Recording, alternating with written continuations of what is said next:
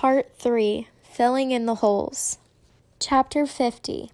Stanley's mother insists that there never was a curse. She even doubts whether Stanley's great-great-grandfather really stole a pig.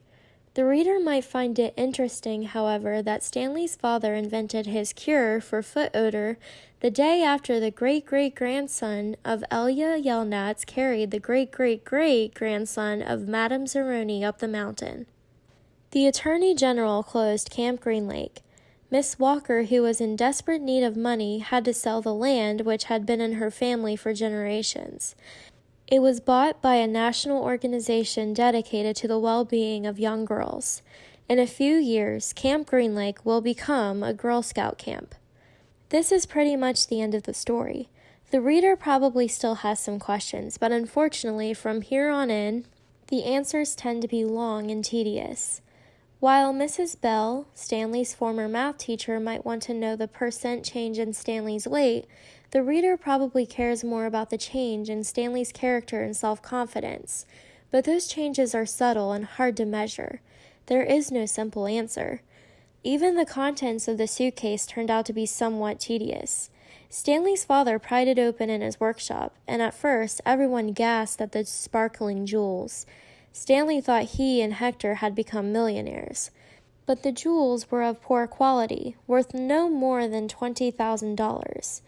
Underneath the jewels was a stack of papers that had once belonged to the first Stanley Yelnats. These consisted of stock certificates, deeds of trust, promissory notes. They were hard to read and even more difficult to understand. Miss Marengo's law firm spent more than 2 months going through all the papers. They turned out to be a lot more valuable than the jewels.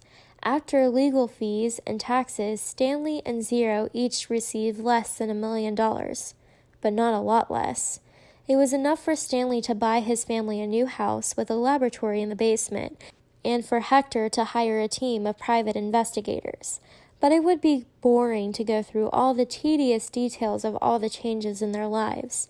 Instead, the reader will be presented with one last scene, which took place almost a year and a half after Stanley and Hector left Camp Green Lake. You will have to fill in the holes yourself. There was a small party at the Yelnats' house. Except for Stanley and Hector, everyone there was an adult. All kinds of snacks and drink were set out on the counter, including caviar, champagne, and the fixings to make ice cream sundaes. The Super Bowl was on television, but nobody was really watching. It should be coming on at the next break, Miss Marengo announced. A timeout was called in the football game, and a commercial came on screen. Everyone stopped talking and watched. The commercial showed a baseball game. Amid a cloud of dust, Clyde Livingston slid into home plate as the catcher caught the ball and tried to tag him out. "Safe!" shouted the umpire as he signaled with his arms. The people at Stanley's house cheered as if the run really counted. Clyde Livingston got up and dusted the dirt off his uniform. As he made its way back to the dugout, he spoke to the camera. "Hi, I'm Clyde Livingston, but everyone here calls me Sweet Feet." "Way to go, Sweet Feet," said another baseball player, slapping his hand.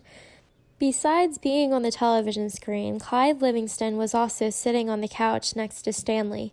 "But my feet weren't always sweet," the television Clyde Livingston said as he sat down on the dugout bench. "They used to smell so bad that nobody would sit near me in the dugout." "They really did stink," said the woman sitting on the couch on the other side of Clyde. She held her nose with one hand and fanned the air with the other. Clyde shushed her. "Then a teammate told me about sploosh," said the television Clyde.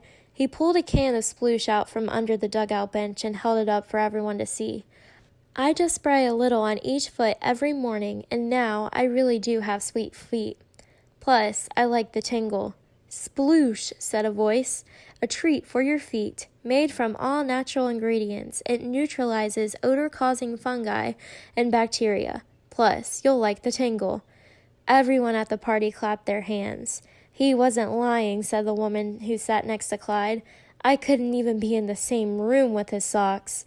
The other people at the party laughed. The woman continued, "I'm not joking. It was so bad."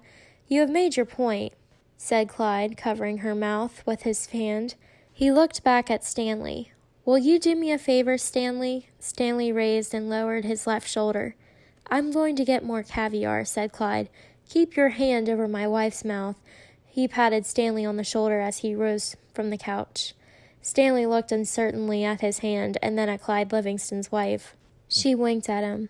He felt himself blush and turned away toward Hector, who was sitting on the floor in front of an overstuffed chair. A woman sitting in the chair behind Hector was absent-mindedly fluffing his hair with her fingers. She wasn't very old, but her skin had a weathered look to it, almost like leather. Her eyes seemed weary, as if she'd seen too many things in her life she didn't want to see, and when she smiled, her mouth seemed too big for her face. Very softly, she half sang, half hummed a song that her grandmother used to sing to her when she was a little girl.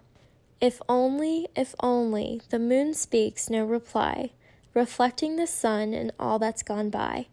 Be strong, my weary wolf, turn around boldly, fly high, my baby bird, my angel, my only.